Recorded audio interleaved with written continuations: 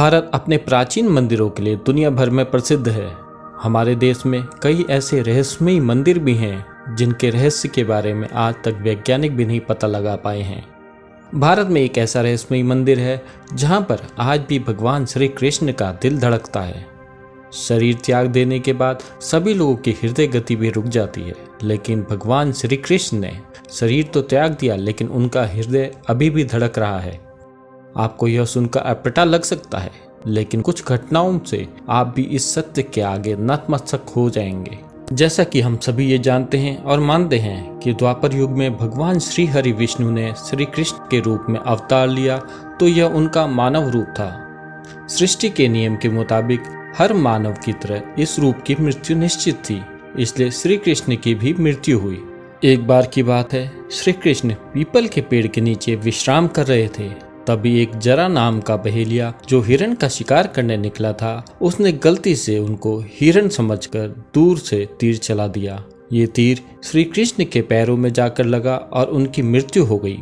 मान्यता है कि उस समय महाभारत युद्ध के 36 साल बीत चुके थे और श्री कृष्ण की आयु मृत्यु के समय लगभग 125 वर्ष थी। उनका सारा शरीर तो पंच तत्व में मिल गया, लेकिन उनका हृदय भस्म नहीं हुआ। उनका हृदय बिल्कुल सामान्य एक जिंदा आदमी की तरह धड़क रहा था और बिल्कुल सुरक्षित था। ब्रह्म के हृदय को अग्नि भी नहीं जला पाई।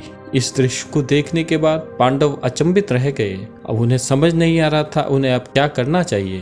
तभी एक जोरदार आकाशवाणी हुई कि यह हृदय ब्रह्म का है, इसे समुद्र में प्रवाहित कर दिया जाए। इस भविष्यवाणी को सुनकर पांडवों ने श्री कृष्ण के हृदय को समुद्र में प्रवाहित कर दिया। समुद्र में पहुंचने के बाद श्री कृष्ण के हृदय ने एक लकड़ी का रूप धारण कर लिया और फिर तैरते तैरते उड़ीसा के समुद्र तट पर जा पहुंचा। जब श्री कृष्ण का हृदय उड़ीसा के तट तक पहुंचा तो वहां के राजा इंद्रद्युम्न को उसी रात एक सपना आया। भगवान श्री कृष्ण ने राजा इंद्रद्युम्न को सपने में दर्शन दिए और कहा कि वह एक पेड़ के लट्ठे के रूप में समुद्र तट पर स्थित हैं। सुबह उठकर राजा समुद्र तट पहुंचे। वहां उन्होंने लकड़ी का लट्ठा दिखा।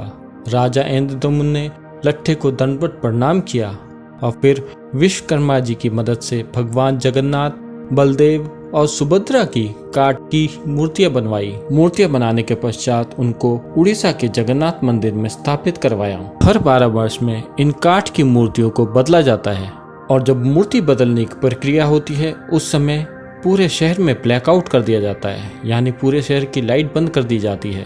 लाइट बंद होने के बाद मंदिर परिसर को सीआरपीएफ चारों ओर से घेर लेती है। उस समय कुछ चुने हुए पुजारियों को छोड़ के कोई भी व्यक्ति मंदिर में प्रवेश नहीं कर सकता। मंदिर के अंदर घना अंधेरा होता है, फिर भी पुजारियों की आंखों में पट्टी बांधी होती है और हाथों में दस्ताने होते हैं।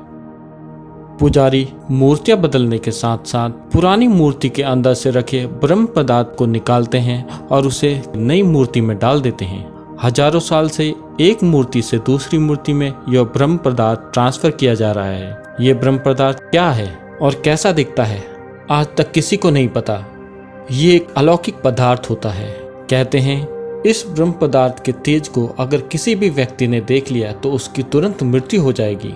इसलिए आज तक कोई भी पुजारी ये नहीं बता पाया है कि महाप्रभु जगन्नाथ की मूर्ति में आखिर ऐसा क्या है।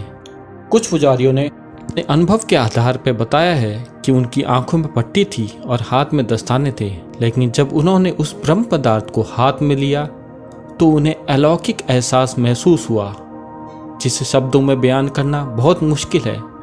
बस यह कह सकते हैं कि वह एक खरगोश जैसी कोई चीज हाथों में उछल रही थी।